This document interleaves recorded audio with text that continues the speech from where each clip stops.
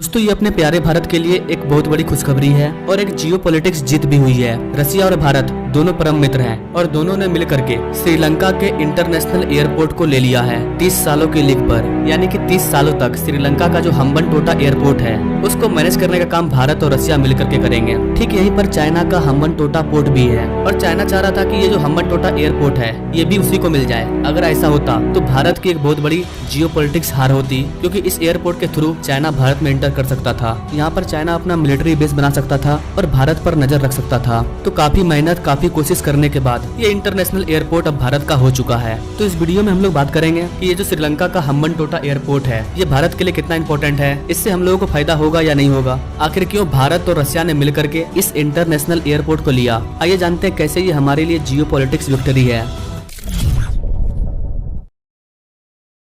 तो यहाँ पर आप देख पाएंगे ये है वर्ल्ड मैप और ये है अपना प्यारा भारत और ये रहा श्रीलंका। श्रीलंका के सबसे नीचे साउथ में यहाँ पर है हम्बनटोटा। ये भारत के लिए काफी बड़ा मैटर बन चुका था। एक तरह का ये टेंशन हो चुका था हमारे ऊपर, क्योंकि इस हम्बनटोटा पर चाइना आकर के बैठ गया था और यहाँ पर से चाइना हमारे ऊपर नजर रखता है कि भारत आखिर कर क्या रहा है। इस वाले एयरपोर्ट में कई प्रॉब्लम चल रही थी कि ये जो एयरपोर्ट है ये भारत को मिलेगा या नहीं मिलेगा। लगभग भारत ने 10 बार प्रयास किया, लेकिन चाइना कोई न कोई रुकावट पैदा कर देता था। लेकिन यहाँ पर रसिया की दोस्ती की वजह से ये एयरपोर्ट अब भारत को मिल चुका है। भले ही लोग आपसे कहते होंगे कि भारत और रसिया का जो ट्रेड है वो कम होते जा रहा है, लेकिन जो भी हो एंड टाइम में हमारा परम मित्र रसिया ही हमें काम आता है। आप इतिहास को पलटा करके देख लीजिए, रसिया हमेशा भारत के साथ खड़ा रहता है और यही कारण है कि रसिया पर सेंसेक्स लगे होने के बाद भी हम रसिया के साथ हैं। कैन यू इमेजिन कि रसिया पर अभी काफी ज्यादा सेंसेक्स लगा हुआ है, लेकिन इंटरनेशनल जियोपॉलिटिक्स में रसिया का क्या इंपॉर्टेंट रोल है वो इस चीज से पता चल रहा है। भारत और रसिया दोनों कंट्री की कंपनी आपस में मिलकर के श्रीलंका के हम्बनटोटा एयरपोर्ट को मैनेज करेगी और इस एयरपोर्ट के जरिए हम चाइना पर भी नजर रख पाएंगे कि चाइना श्रीलंका के हम्बनटोटा पोर्ट पर क्या क्या कर रहा है। कहीं वो मिलिट्री बेस बनाने का प्रयास तो नहीं कर रहा है, उस हिसाब से हम भी तैयार रहेंगे। तो आप कह सकते हो कि एक तरफ हमारे हाथ से मालदीव गया तो दूसरी तरफ हमें श्रीलंका मिल गया। इसके अलावा गाइस हम लोग चाइना के घर में भी एंटर कर चुके हैं। म्यांमार का जो पोर्ट है वो भी भारत को मिल चुका है, उसकी चर्चा करेंगे किसी और वीडियो में। ये जो हम्बनटोटा एयरपोर्ट है ये भारत के लिए सर दर्द था। हमने जापान के साथ मिलकर के भी ट्राई किया था कि ये वाला जो एयरपोर्ट है इसका कमांड हमें मिल जाए, लेकिन नहीं मिल पा रहा था। और ऐसे क्रिटिकल सिचुएशन में रसिया आता है और रसिया हमारे इस सर दर्द को खत्म कर देता है। अब आने वाले 30 साल तक भारत का ये टेंशन खत्म हो चुका है, क्योंकि 30 साल के लिए लीक पर इस एयरपोर्ट का जो कमांड है वो भारत को मिल चुका है। लेकिन अब सवाल आता है कि भारत को इस एयरपोर्ट से क्या फायदा होगा। तो गाइस मैं इकोनॉमिकली बात करूँ तो इससे हमें कोई फायदा नहीं होने वाला है, क्योंकि ये दुनिया का सबसे खाली एयरपोर्ट है। ऐसा क्यों है, इसके पीछे भी एक बड़ा रीजन है जिसे चाइना की कूटनीति कहते हैं। इसके लिए आपको थोड़ा सा हिस्ट्री में जाना होगा। यहाँ पर आप पूरे वर्ल्ड मैप को देख पाओगे। इस पूरे वर्ल्ड मैप में जहाँ भी ब्लैक डॉट दिख रहा है ये सभी ऐसा पोर्ट है जिस पर चाइना का कमांड है। अब आप सोच सकते हो कि चाइना का कमांड पूरी दुनिया में किस तरह से फैला हुआ है। जितना भी आपको डॉट दिख रहा है इन हर जगहों पर चाइना मौजूद है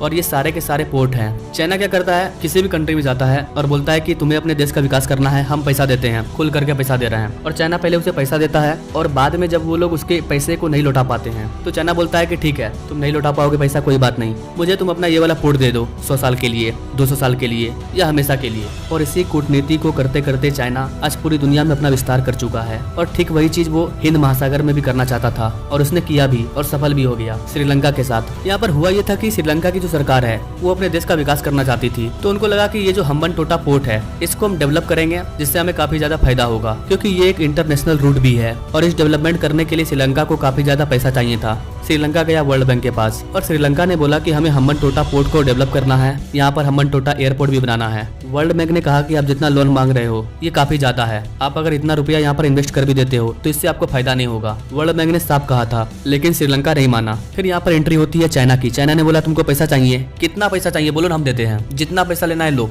इंटरेस्ट रेट छोड़ दो उसको बाद में देखेंगे, तुम पहले अपने देश का विकास करो। और चाइना ने खूब पैसा दिया। यहाँ पर श्रीलंका को पैसा तो मिल गया, डेवलपमेंट भी हो गया, लेकिन अगर आप किसी भी चीज में पैसा अपना इन्वेस्ट कर रहे हो तो जब तक वो ग्रो नहीं करेगा, चलेगा नहीं, कमाई नहीं होगी, तो आप उसका ब्याज कैसे भरोगे। अब मान लीजिए आपने 200 करोड़ का एयरपोर्ट बना दिया, लेकिन वो एयरपोर्ट खाली है, कोई यूज ही नहीं हो रहा है, तो आपका 200 करोड़ डूब गया ना। ठीक यही चीज हुआ श्रीलंका के साथ। और ये सब डेवलपमेंट करने के बाद जब ये नहीं चला तो श्रीलंका फंस गया और चाइना का जो कर्ज था वो उसका ब्याज भी नहीं दे पा रहा था। फाइनली चाइना ने बोला कि आप हमारा ब्याज नहीं दे पा रहे हो, एक काम कीजिए, आप ये जो पोर्ट है 99 साल के लिए हमें दे दीजिए। श्रीलंका के पास कोई ऑप्शन नहीं था। श्रीलंका की हालत खराब हो चुकी थी, इनके पास इतना पैसा नहीं था कि चाइना से इन्होंने जो कर्ज लिया है उसे लौटा दें, और ये पोर्ट चल नहीं रहा था। तो फाइनली श्रीलंका ने ये वाला पोर्ट 99 साल के लिए चाइना को दे दिया और इस तरह से चाइना की बहुत बड़ी जीत हुई थी और चाइना हिंद महासागर में घुस चुका था।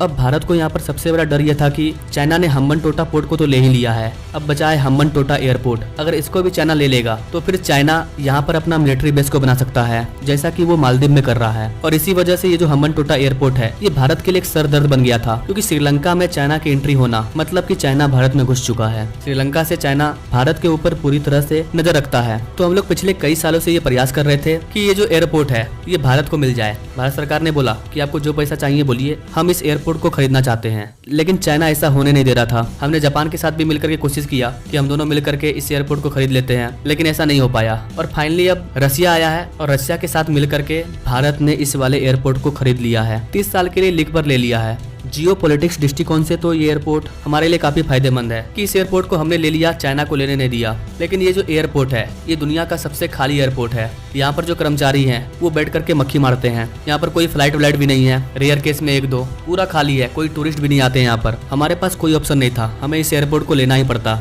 या तो खरीदना पड़ेगा या फिर लीग में लेना पड़ेगा, नहीं तो चाइना यहाँ पर भी कब्जा कर लेगा। लेकिन भारत भारत है, हम चाहे तो इस एयरपोर्ट को डेवलप कर सकते हैं। हम रसिया से आने वाले कई सारे सामान को यहाँ पर रख पाएंगे, इंटरनेशनल व्यापार कर पाएंगे। इसका कई फायदा हो सकता है आने वाले टाइम में। तो ये चीज आगे देखने को मिलेगा कि भारत कैसे इस एयरपोर्ट का यूटिलाइज करता है, हमने जो पैसा लगाया है कैसे हम उसको रिटर्न लेंगे, ये सारी चीजें आगे देखने को मिलेगी। लेकिन ये हमारे लिए काफी अच्छी बात है कि ये वाला एयरपोर्ट चाइना को नहीं मिला, हमें मिल गया। वैसे गाइस आप इस एयरपोर्ट के बारे में क्या कहना चाहेंगे? क्या भारत ने इस खाली एयरपोर्ट को लेकर के ठीक किया है या फिर भारत ने अपना पैसा बर्बाद किया है? क्या सोचते हैं गाइस आप इस चीज के बारे में कमेंट करें और ऐसे लेटेस्ट अपडेट के बारे में जानने के लिए हमारे चैनल से जरूर जुड़े। नाउ थैंक्स फॉर वाचिंग, मिलते हैं अगले वीडियो में एक नई जानकारी के साथ, तब तक के लिए जय हिंद।